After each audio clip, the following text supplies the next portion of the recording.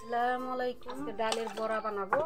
খেসারির ডাল নাই, বাজারে গেছিলাম, খেসারির ডাল আনবার মনে নাই, মুসুরির ডাল নিয়ে আসছি। আজকে মুসুরির ডালের গুঁড়া কিভাবে বানাইতে হয় আপনারা এখন পেঁয়াজই আমরা কই গুঁড়া ধনে পাতা দিয়ে বেশি করে পেঁয়াজ দিয়ে এই বড়াটা বানাবো। আপনারা ভাতের সঙ্গে খেতে পারবেন এবং কি রোজার মাসে ইফতারিও বানাইতে পারবেন, সেটা আপনাদের মাঝে শেয়ার করতেছি। প্রথমে ভালো করে ডালটা ধুয়ে নিচ্ছি, নিয়ে এই যে বেটে নিতেছি। মিনি আইসো না এখানে, বাদ দিয়েছি, তুমি খাও গা যাও। ডালটা বেশি বাটবেন না, আদা বাটা করবেন। ডালটা আদা বাটা করলে খাইতে মজা লাগে। ডাল বাটা হয়ে গেছে, একটু জিরা নিলাম, এই যে 2 কোয়া রসুন নিলাম, 1 ইঞ্চি আদা নিলাম, 4-5টা মরিচ নিলাম। এটা আমি সুন্দর করে বাইটে দিব।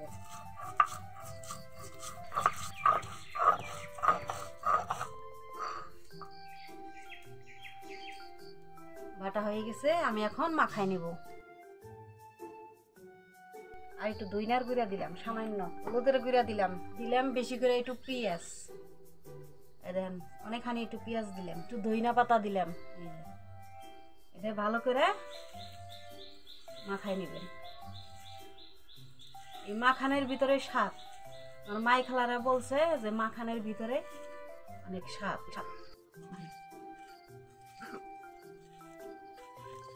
এভাবে মাখাই নেবেন।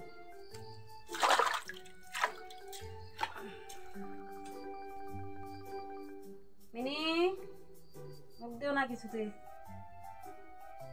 চুলা ধরাই দিলাম। মিনি পুরা খাই না। তেল দিলাম, পরিমাণ মতো তেল দিয়ে দিলাম। শীতের দিনে গরম ভাতের সঙ্গে এই পেঁয়াজিটা খাইয়ে দেখবেন, অনেক মজা। বিসমিল্লাহ।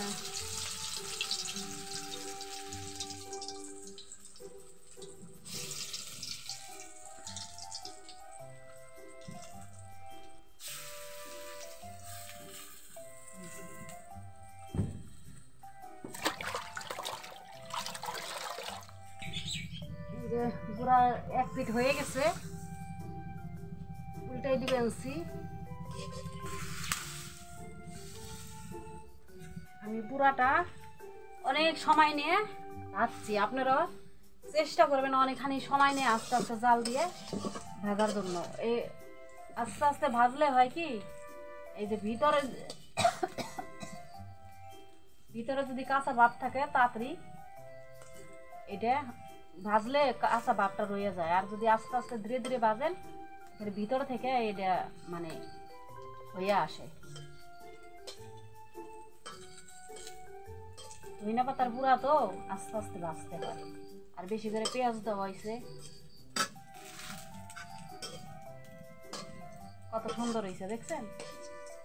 এইভাবে রান্না করে খায়া দেখবেন আমার মতো করে। যদি ভালো লেগে থাকে আমার পাশে থাকবেন, সাবস্ক্রাইব করবেন, কমেন্ট করবেন, শেয়ার করবেন। আমাকে বেশি বেশি শেয়ার করবেন, তাইলে বুঝবো যে আপনারা আমাকে ভালোবাসেন, দরিদ্র মানুষের পাশে থাকবেন। তাই আজকের এই যে এটাই রান্না করলাম, আর কিছু করতে পারবো না। আল্লাহ হাফেজ।